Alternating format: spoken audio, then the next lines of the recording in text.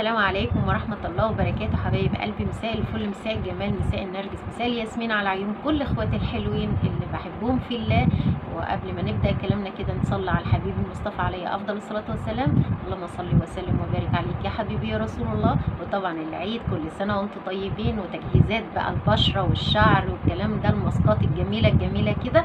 ولازم ارضي كل اللي بيعلقوا لي بتعليقاتهم الحلوة، لازم اراضيهم ولازم اكون تحت امرهم في اي حاجة يطلبوها مني.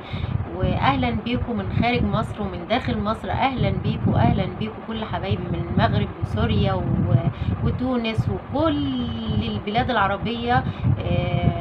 اهلا بيكم اهلا بيكم. وان شاء الله هنعمل ماسكين كده النهارده. بصوا ماسكات بقى لتجهيزات العيد لتفتيح ونضاره البشره، يعني تفتيح قوي قوي. طبعا كلنا بنستعد للعيد، عاوزين نخلي شعرنا حرير، عاوزين نخلي بشرتنا صافيه وجميله، عاوزين فاستنونا على الماسك الجميل اللي انا هقول لكم عليه. وماسك قنبله، ويا ريت تجربوه وتقولوا لي في التعليقات بتاعتكم. وده بقى وصفه للعيد هايله هايله هايله، كلها بوتكس، كلها كولاجين، كلها يعني فيلر، يعني بصوا كل الفوائد وكل ما بتتمنوه في الوصفه الجميله اللي احنا هنعملها. ويا ريت يا ريت تنفذوها وفعلا تقولي لي ايه رايكم. واحنا لسه بدري على العيد، لسه يجي 9 ايام او 10 ايام اهوت، يعني هنكون عملنا الماسك ونورنا نورنا نورنا.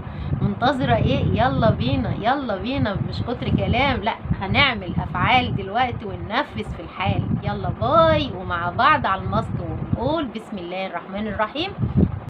اللهم صل وسلم وبارك عليك يا حبيبي يا رسول الله. ونجيب البولة بتاعتنا وهنعمل ايه. طبعا البداية بنجيب بذر الكتان، بذر الكتان اللي هو ده، بذر الكتان، وبنجيبه ومعلقه كبيره بنغليها في كوبايه ميه. والجيلاتين اللي بيطلع منه اللي هو ده هيكون جيلاتين زي كده. هنعمله ونصفيه، شوفوا تقيل ازاي، شايفين تقيل ازاي، لزج اهو، شايفين لازق جدا جدا. ده الجيلاتين او الماده اللي طلعت نتيجه غليان البذر الكتان اللي هو ده.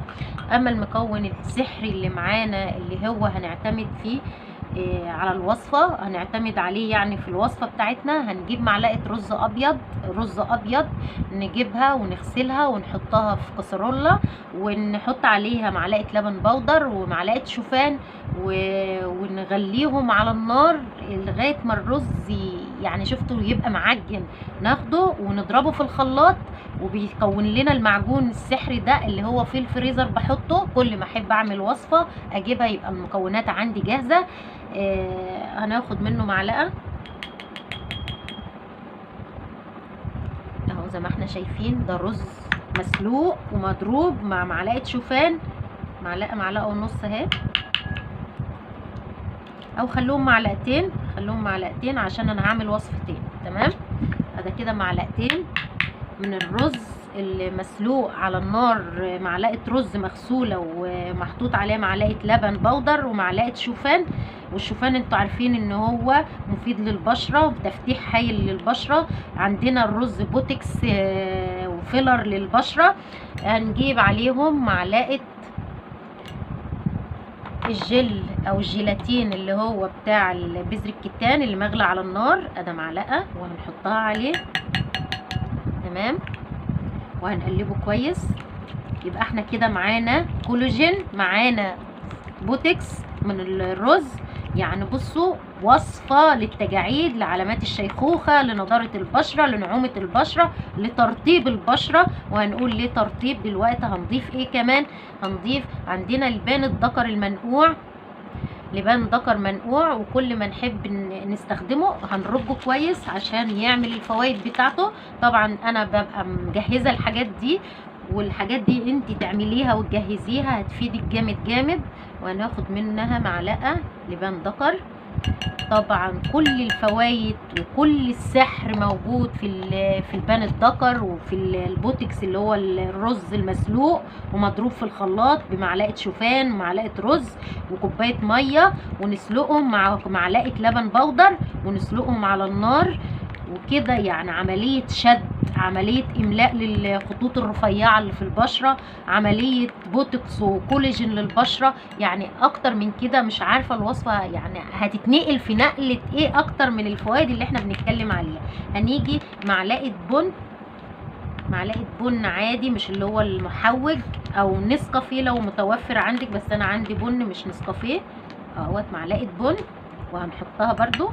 والبن مادة الكافيين اللي هي المفيدة للبشرة، مادة الكافيين يعني غنية عن التعريف ان هي مفيدة جدا جدا للبشرة. وهنقلبها كويس، وهنضيف عليها مكون تاني اللي هو السحر، اللي هو بصوا تفتيح عالي.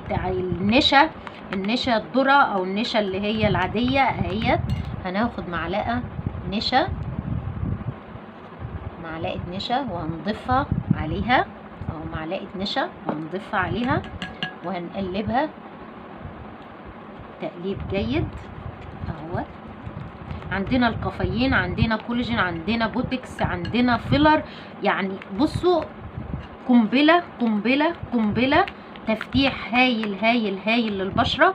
يعني بصوا هتقضي العيد بشرتك نقية، بشرتك ما فيهاش تسبغات، بشرتك مفرودة، بشرتك نضرة، بشرتك كلها كولاجين وبوتكس وفيلر. يعني مش هتحتاج الدكتور، مش هتحتاج لأي حد. الوصفة مكتملة من كل المعاني ومن كل الأوصاف، ويعني ترطيب نعومة. هنيجي بمعلقة جل صبار عشان الترطيب ونداوة البشرة، اللي هو بتحافظ على نداوة البشرة. وهناخد معلقة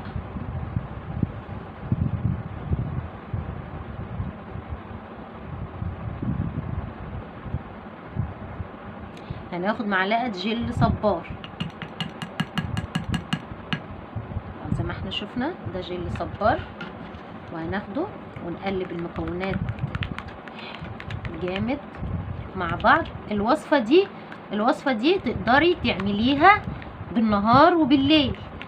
عاوزين نزود الفوائد بتاعتها بقى، عاوزين نزود الفوائد. هي كده اوكي سحر الواحدة، كده اوكي سحر الواحدة.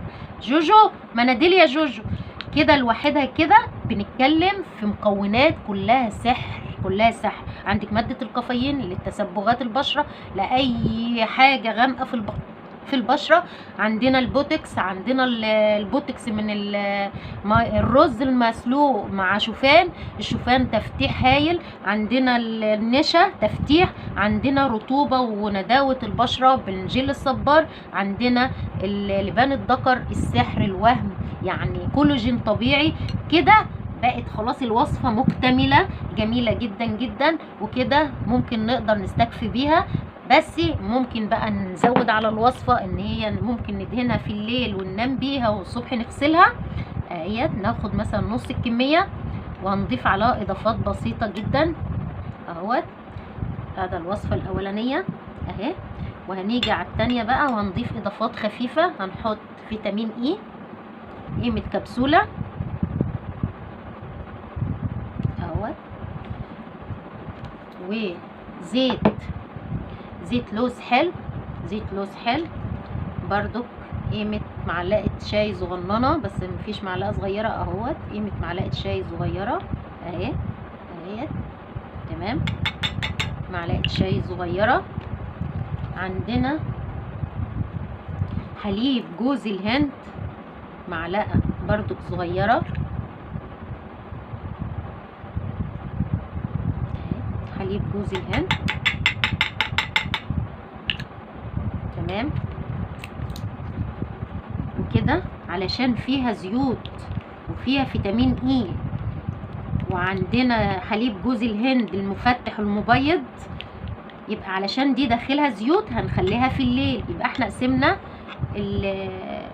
الماسك على 2، واحد ليلي اهو حولناه الليلي، والتاني بالنهار عادي علشان الشمس واي تعرضنا للشمس لو حطيناه وخرجنا او حاجه اهوت. يبقى ده نهار وده ليل. بصوا من ماسكين تحفه تحفه تحفه، يعني الماسكين تأكدي انت هتستغنى عن اي كريمات بتشتريها غاليه بالماسكين الجمال ده. هنيجي نغسل بشرتنا بميه فتره، نغسل البشره بميه فتره، وناخد من الماسك ونوزعه على البشرة كاملة كده، وهنستنى لما يجف شوية، ما يجف ونفركه ونغسله. مفيش اكتر من كده يا جوجو. جوجو زي ما احنا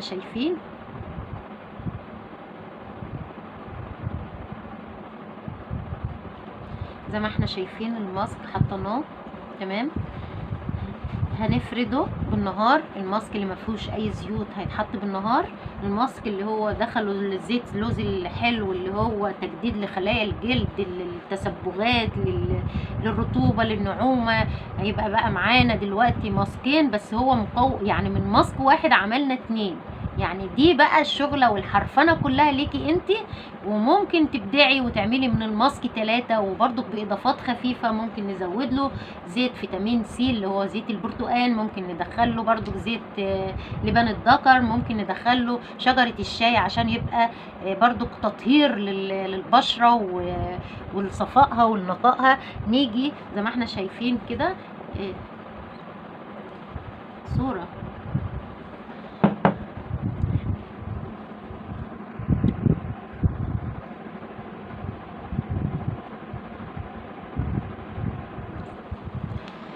زي ما احنا شايفين اهوت. وهنمسح الماسك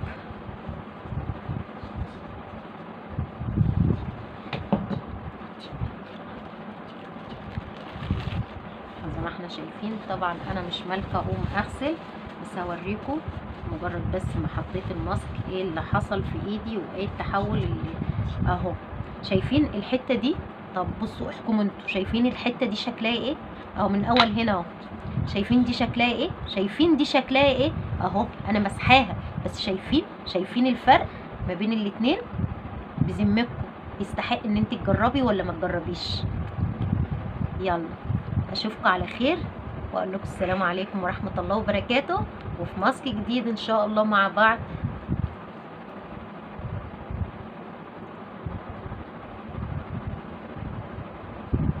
واقول لكم مع الف سلامه.